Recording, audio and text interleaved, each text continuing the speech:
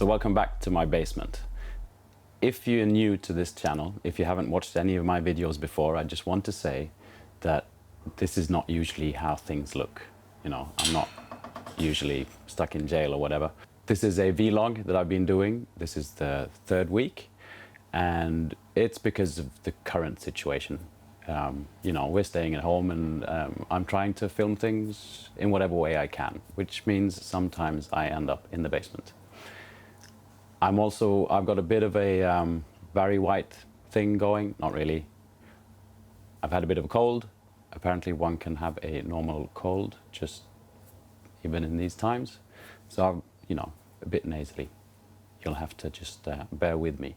Now, this series is about me building an orc settlement out of trash, part of the trashbash, which is, you know, basically build whatever you want from trash. Miniature related, obviously, not full-on house. I mean, you could if you wanted. I didn't. I built small houses or huts, a settlement for my Orruks. And when we finished off sort of last episode, I was like, okay, now I'm done. I'm not going to build anymore. I was like, maybe I should have a little fireplace, or, you know. Well, you know, yeah. It's like this settlement, it's like it's got its life of its own, and I wake up every morning and it's sort of added something. I wish I'm the one adding it, but I've built some more. I was thinking, you know, I wanted some kind of, I'm not going to say something religious really, but it's cultural kind of a thing. I was thinking in the terms of like a stone circle, you know, ritual kind of a place, you know, some type of shrine or whatever. And, you know, I just started doing one. There was a space on the board there was nothing on it. And this time I used one of my minis to sketch out that they could actually sort of fit in there.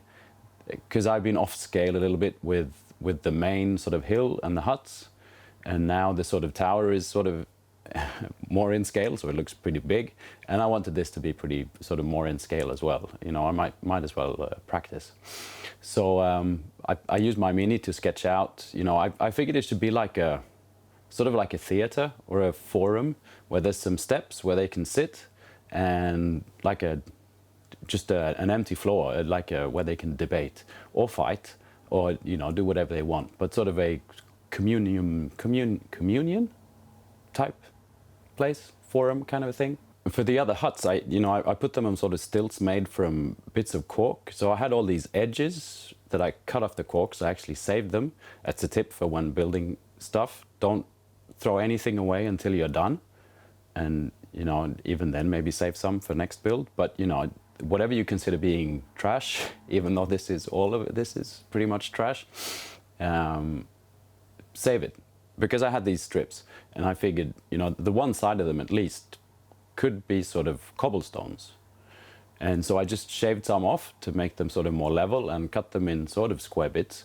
And voila, from my, you know, just waste, wine cork waste, I had pretty nice sort of cobblestones. So after my sketching out, I, you know, decided that there's going to be some steps. They're going to be made out of cork, and then there's going to be a stone floor also made out of cork. So I just pretty much laid them out there. You know, I want this little place to be kind of nice. It's there, you know, this might be the place, this might sort of be a holy kind of place. The reason why they actually moved here, they were like looking in the catalog of like, you know, what house should we buy? And they were like, oh, this has got a really nice sort of connection to the gods kind of a spot. We should move here. And so they've been paying attention. They've actually put some tiles down, they've built some steps, and, you know, the rest can be a bit crooked and more orcish, and, you know, this is still sort of crooked and orcish, but it's still supposed to have a bit of a reverence thing going, you know. I finished off my last wine corks, so now, you know, I'm just gonna have to go buy more wine, I guess. I've surrounded the entire sort of area with the kind of styrofoam, the same that the big hill is made out of. And then, this has been my sort of plan all along, I've just been you know, trying to create some tension here. I've got some of these. This, my friends, is a VHS cassette. Well, it's not actually the cassette. It's the sleeve of the cassette. If you're as old as me, you'll know what this is. If you're younger, you're going like, wait, a VH what? It's like before the time of internet, before the time of CDs and DVDs, and you know, it's like dinosaurs were roaming around, watching TV and films on VHS cassettes. But this is the sleeve. I found these in the trash, and you know, we're back to the trash build thing. They're made out of plastic, but this, you know, it's getting pretty old, and I saw that already it was starting to crack. And so I figured, you know, what am I going to use these for? At first I thought them because, you know, maybe I could use them as a base or something like that, and I was fiddling around and I sort of cracked one. And it sort of cracked in marvelous shards, marvelous shards. And I thought, now this is starting to look kind of orcish. And so I cracked a bunch of shards from this old, VHS plastic cover.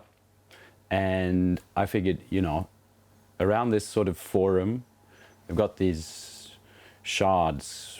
It's you know, it's some kind of rock, metal, obsidian kind of a things that are sort of above the forum or theater or whatever you want to call it. And so basically, I made a bunch of these and just stuck them into the styrofoam. Sometimes I had to cut it out a little bit and glued them on with white glue. And, you know, now it's really starting to look like an orcish forum. Forum, by the way, if you don't know what I'm jabbering on about, is basically, it's something the Romans, they used to have, you know, before VHS cassettes, there were Romans. You know, they ran around, conquered, they were from Italy, Rome, and conquered lots, you know, Julius Caesar and all of that. And anyway, they had forums. It was like their, I don't know actually, I don't know much about Romans, but they had forums. In the previous video, by the way, if you're watching this and going like, what is he on about? You know, check out the other two videos beforehand. A lot of this will make more sense. That's for the first one. Then you can watch the second one and then watch this one. I should have said this at the start, but anyway. I asked for comments and, you know, a little bit of help of like, what have I missed out? You know, things like that. And a lot of people were like, spikes. You need spikes. Orc likes, you know, orcs, they like spikes. They like sharp things that you can accidentally trip over and kill yourself on. So these shards, I thought, you know, that's, you know, I was starting to get sort of into spike territory, but I also thought, you know, I should just put spikes everywhere. And so I used sprue. It's one of my favorite things in the miniature world, is what you get, the leftovers from when you bought your miniatures is the sprue. And so I just clipped pieces of sprue. I sharpen one edge and, you know, maybe do some, you know, mishandle them a bit so they look a bit worn. And I just started gluing spikes everywhere. The only fancy thing I did with this sprue was two sprues sticking out, or spikes sticking out where, you know, where the bridge is. I figured there should be two sort of something holding the bridge up, quotation mark. So I used some sewing thread again, as I did on the bridge, and just, you know, put some, what would be rope or any, you know, whatever. So it looks like it's actually holding the bridge up. Now this next thing here was a bit of an experiment. I've fiddled around with this before, but you know, not in this manner. I built this, it's not a well, sort of, there's supposed to be water coming out of the mountain, and it's sort of gathered in a little, let's call it a well. But it's pretty shallow. It's just sort of where the water sort of ends up. And I wanted something in the bottom of it that doesn't, you know, that's just not flat, and I didn't want rocks.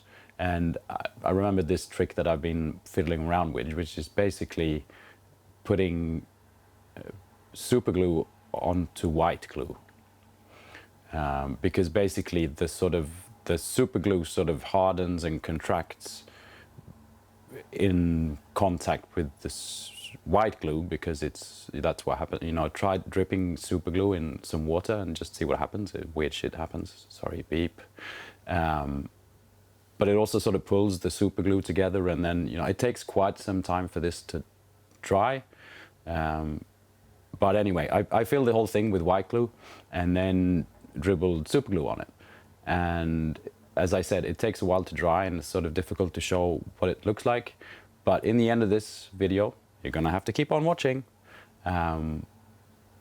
You'll see some better footage of what it looks like, because then, yeah, you'll see.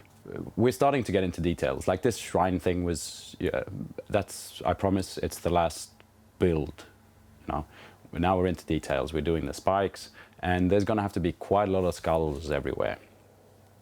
And so I've sort of divided the gluing on skulls thing. I did some every now and again, because I just realized there's going to be so many skulls on this thing that I get bored of, you know, clipping off skulls. All these skulls are from the Games Workshop skull box, you know, that you can buy. And I also thought, like, this shrine should have a, like the shrine with the shards, it should have a feature of some sort.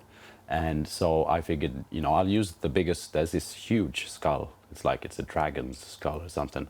That's in the in the box from Games Workshop. So I figured I did like an X across with made out of sprue, and glued that big skull on there. And, you know, so that'll be sort of the shrine part. They killed a dragon, and like, woohoo, we need to celebrate. Let's put it in our shrine, kind of a thing. And yeah, I asked in the last video as well, should this thing stay square or should it stay round? And I got most votes for round. And so I you know, or following the contour of the build. So that's what I did. I clipped it with my metal scissors, yeah, and just cut my way around, and then also used a knife to just make the cuts a little bit nicer, smoother. And then I sort of cut down the edges a little bit, so it's sort of not like this, it's sort of like this. Building wise, we're done. Now it's all about small details and getting the texture right, like sand, rocks, all these things. So my first step is I want to put clay all over the floor or the ground, you know, the hardboard. And I did this, did I do this previously? Yes, when I did it under the tents, because I don't want the clay to crack off, you know, and I don't know what the chances are, but the hardboard is really, really smooth. So I smeared, and my son helped me, white glue all over the hardboard, whatever sort of floor ground surface was, you know, showing, and poured sand on there, just to get, you know, this is not for this is not a texture that I will be using. It's something that the clay can sort of grab onto. I'm hoping. I'm not actually sure if it works, but I wanted to do it anyway. And so I did that first, and then let it dry, and then I put clay on everything. Now the thing with the clay, same again, I don't know how well it would hold on to this surface, so I mixed in quite a fair amount of white glue into the clay first, and then I tried to just do as thin a sort of, I just mushed it out on a piece of baking tray paper, and then just laid it out and tried to really squeeze it into this sort of dried sand that's on there. And once that was on, I used several things to try and get it a bit more textured. I found a bit of cork bark. It's basically, cork is a natural thingy, grows on, it's the bark of a tree, and you can buy cork bark. It's pretty common in sort of terrain or base building, and usually you can buy it at sort of animal stores, because it's pretty common to throw them into your aquarium as well. Be careful that you don't hit your fish. But anyway, I had a little piece over, so I used it sort of like a stamp, because the texture of it is sort of like rock. So I used it sort of like a stamp and stamped it into the glue. I also used like some dry bits of sponge and sort of just to get some textures going. I used toothpicks to make some textures. And I also had some pieces of sprue and some pieces of cork left over that I sort of pushed into the clay, just so that it looks like there's some bits of rock and stuff actually sort of in the ground. Now, I really didn't want this build to become crooked or, not leveled. So I really tried. I put like all kinds of things to sort of hold it down while this clay was drying. And in the end, though, it just wasn't enough, because like the power of the clay when it dries, I guess it just really pulls, because now I made sure that it really can grip onto the hardboard with that sand there. So it just really pulls up when it dries. And, my entire build is sort of shaped a little bit like this now. All the edges are sort of sticking up. And I hate it because I just think it looks really, it annoys me. Can't do anything about it. But the hardboard is so thin and pretty cheap quality. It's from IKEA. So yeah, that's what you get, I guess. And I forgot to say, I also have this. You'll probably see a detail of it later. I'm not sure, but I also press in some, like I have this claw from an old hammer. I think it's a really huge rat. And some other bits and pieces, and I just press it into the clay, and so it sort of looks like footprints and things like that, just to get some small details going. And finally, I just brush all over this with a little bit of water, and it's just to sort of smoothen the edges from where I've been using the toothpicks, or things like that, so it's not so many jagged lines everywhere. I just brush around wherever there's a detail I don't really like. I just sort of try and brush it down with a brush and some water. Once this was fairly dry, it wasn't at all dry. Like it says on this is DAS clay, air drying clay, and it says on the packet it takes 24 hours to dry. But once it sort of started to harden a little bit, I literally covered this thing in kitty litter or cat sand. It's something I saw, I think, from the beginning from Adam of Tabletop Miniatures. And I was like, well, I don't have any kitty litter lying, because he used it on bases. And I was like, I don't have any kitty litter lying around because I didn't have a cat. Now I have a cat. And so all of a sudden I've got kitty litter. And this stuff it's awesome. Thank you, Uncle Atom. Atom. But it just looks like rocks. And I put this pretty much everywhere where my sort of styrofoam hill or hills, there's 3 of them now, where that connects to the ground, and just poured tons of white glue on there and chucked tons of this kitty litter all over the place, on the hill and everywhere. Just, wherever I wanted a rock, pretty much, this is supposed to be sort of deserty, deserted, rocky, sort of airy kind of a place. So there needs to be a lot of rocks. And then I took sand and put on top of that, so that wherever I could see sort of white glue, where I still could see white glue, I put sand on there, because I didn't want any sort of smooth bumps of white glue. So it was kitty litter and sand. And then I know it's a lot of sort of going back and forth, but this, like me filming this and telling you about it, is, it's more of a vlog style thing. It's how I actually did it, and not sort of in a sort of tutorial sort of easy manner. I do a lot of sort of back and forth because I get tired of one thing and I go, Anyway, I wanted some support beams on like under the slate walkways and some of the buildings, because it sort of looks like pieces here and there are sort of falling over. So I wanted to make some support beams, just a few of them. And I just used the coffee stirrers again. And I also wanted a little ladder. It's, so they can get up that first little bit to get into their huts. And it's easy to pull up, when the enemy comes, you can just pull it up and chuck it in your hut, and it's difficult to sort of climb up. And this is a bit silly. I figured, I don't know how orcs reproduce, because you don't really see that many orc women around. But I figured somewhere there should be orc kids. And so, you know, you want to make a ladder where the kids can climb up and down. So, yeah, you know, it looks like really tiny, with the steps really close to each other and things like that. But it just sort of turned out that way. But I was also sort of fooling around a little bit with something, you can call it forced perspective. And it's basically because things were out of scale a little bit, like the huts on the hill should have been a little bit bigger.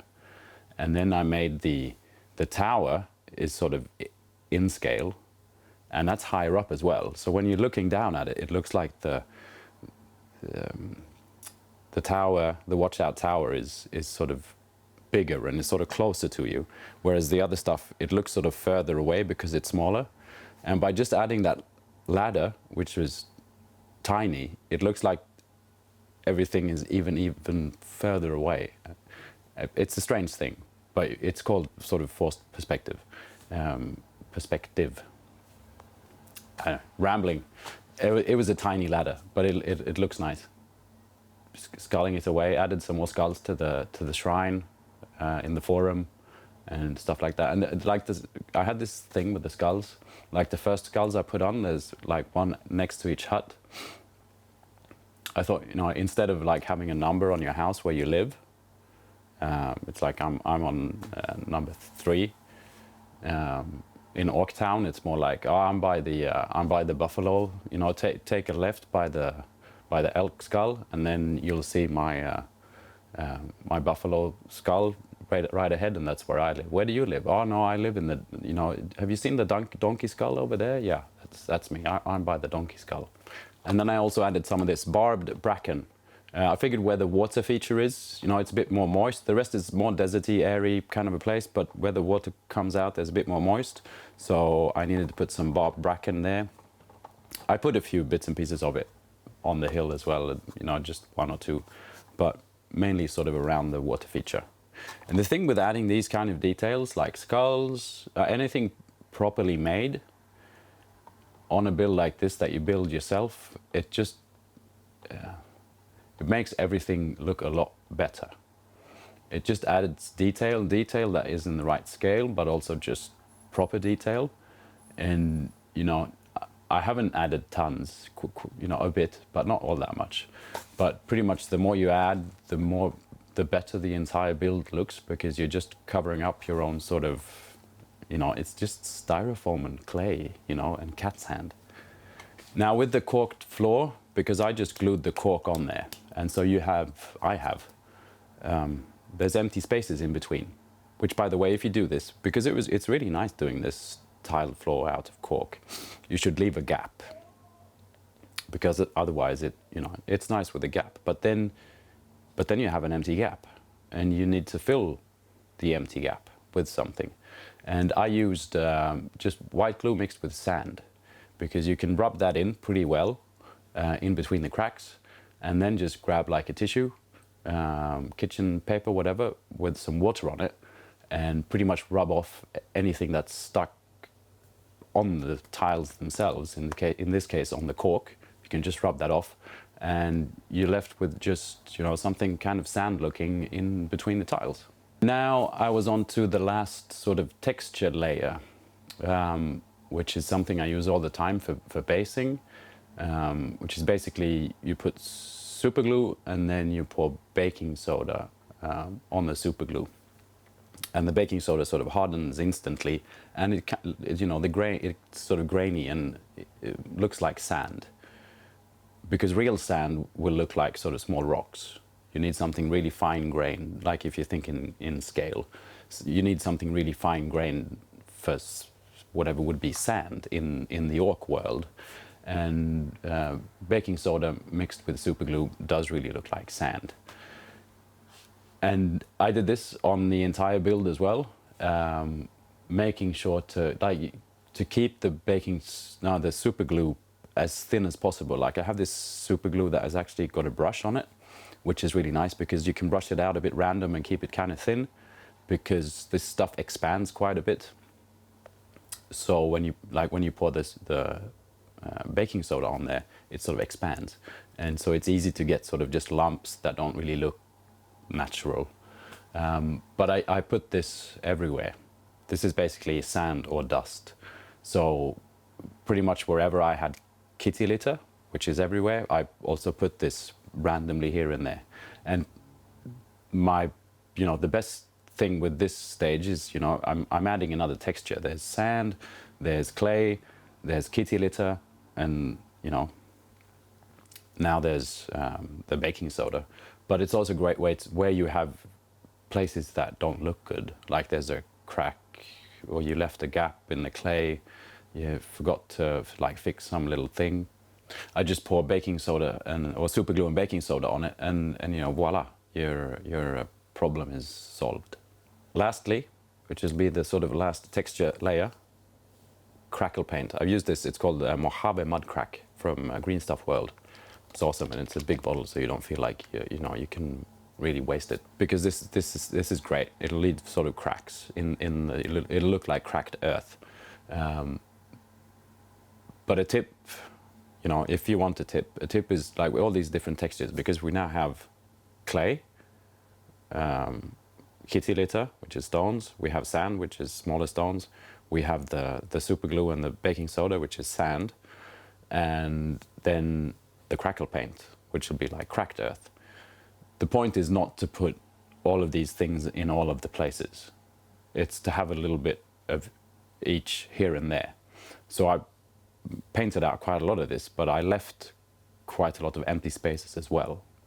And then, my friends, it's a finished build. But I wanted to actually zenithal prime it for this episode as well, because that way we'll actually be able to see a lot of these details better, because it's kind of confusing now. There's all these different things in different colors, like the metal is like there's tomato tin lettering and all these things. So I wanted to zenithal prime it. Zenithal priming is basically spraying everything with the black. I used the Games Workshop Chaos Black. And then once the black has dried, you cover it all completely in black, you spray with a white spray. If you use an airbrush, fine. I just use rattle cans. I use the Corax white, and you spray it sort of from up top and sort of at a little bit of an angle, sort of where the light from the sky would be shining. That's why it's called zenithal priming. When the sun is, right up there, it's called a zenith. The sun's in the zenith, and therefore it's a zenithal priming. And I even remembered to actually cover my little windows. Remember the Hutzap windows? I covered those with some poster putty. And now we can have a look at what this thing actually sort of looks like. First off, you remember me talking about the stuff in the bottom of the pond, or the water feature. Here we can see a little bit better what this looks like. It's sort of slimy, kind of a seaweedy texture kind of a thing going, which it'll be great. I mean, further on, once everything is painted, I'm gonna have to pour some kind of liquid looking kind of a thing on top of this. But as the bottom of the pond, it's looking pretty cool. On this styrofoam, like one coating of Mod Podge was not enough. The first layer the spray paint has in some places eaten in quite a lot, like the styrofoam is melted. But pretty much everywhere I can notice that they're sort of rounder. The little rocks are rounder, they're not sort of, and that doesn't really matter. Like, it kind of looks cool this way as well. But, obviously, or apparently, it should have been Mod Podge twice. But, when this zenithal priming was done, I was like, wow, this turned out pretty decent. Like the tomato tin things on the huts, and the cloth on the huts, like now that there's, everything is in the same gray shade, we can really see it. And I'm really pleased of how a lot of these things turned out, because basically most of this has been very much an experiment. And, as I said, a lot of this has been an experiment, and I just wanted to sort of finish off talking a little bit about sort of pros and cons with this sort of building things out of trash. I mean, obviously, it's great. I haven't really had to buy anything for this build. Obviously, I had things at home. I had glue and, the skulls and things like that. But building material-wise, I haven't bought anything. And so, you know, that's a nice little lesson. Means I can build nice sort of scenery with whatever I got at home or in the trash. And like the thing with the tent roofs is, you know, I don't know if I would have come up with the idea of using coffee filters for cloth if I wasn't in this sort of trash build mode. So there's a lot of cons, I reckon, because you're stuck with what you've got and you make it work. That's pros. Sorry, that was a good thing. Cons mainly, I think, is the board, which this was all built on. I would have liked to have something sturdier, which I couldn't find in the trash. You know, but a nice piece of a bit sturdier MDF board or something like that would have made me happy. So I don't, you know, every time I look at this, it's like, I'm not doing this as in, is it good or is it bad? I'm doing it, it's actually wobbly, kind of, which sucks. That's it for the build. There's more pictures of details on my Instagram of this build if you want to check them out. But I'm not sure how I'm going to do with the painting. I mean, obviously I'm going to have to paint this, but to be honest, I really want to paint some miniatures now. I'm sick of building things out of trash. Been doing this for 3 weeks now. And I don't really want to see this thing anymore. No, I do. I really like the way it looks. But, you know, it'd be nice to do something different. And I figured it'd be also pretty boring just to watch me paint it. But we'll see how we go, because I realize I have to show you how the water feature turns out and things like that. So maybe I'll paint it and just show how I paint details or whatever. We'll see. But the build is done. And I really like the way it turned out. I hope you have enjoyed watching this process. I promise you there will be no more building things out of trash in a while. I hope. We'll see. And hopefully, we'll see how we go with the basement. Like, we might be stuck indoors for quite some time. I really would like to get some proper videos out. I have quite a few nice ideas that I'd like to, bring to you. But you know, I don't want to record them in my basement. That's pretty much it. So we'll see how we go. But thanks for watching these 3 parts. We'll see if there'll be a part 4 next week of me painting it, or if I'll figure something else out and painting this will come a little bit later on. And thanks everyone for the sorry, I had a bit of a cough. And thanks everyone for all the comments that were helping me with inspiration and things like that. And thanks for getting invited to the Trash Bash. It was a fun idea. I really enjoyed myself. And see you around soon. Bye.